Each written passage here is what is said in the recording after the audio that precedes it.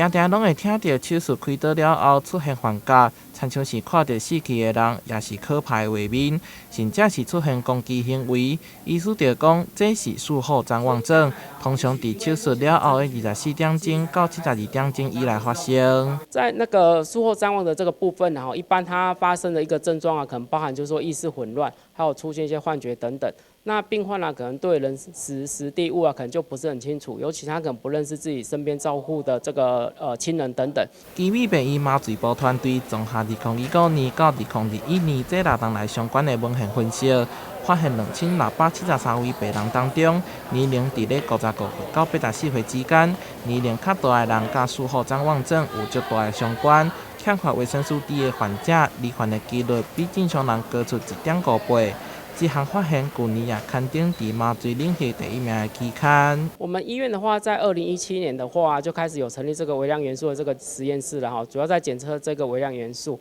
那它里面还包含维生素 D 的这个检测。那这个检测的话，其实将来可以建议民众，就是如果说要进行这个大手术，如果说你是属于高风险群的比如说你年纪真的很大，或者是说你平常真的很少晒这个太阳的话，属于这个维生素 D 缺乏的高危险群的话，其实可以事先做个检测啦。医师建议，长辈想要增加维生素 D， 会当透过拍日头、食物、摄取等来维持体内维生素 D 的浓度，而每日天摄取量大约伫咧400到600左右。若是严重欠缺的人，会当使用维生素 D 补充剂，也毋过爱尊重医疗专业人员的建议，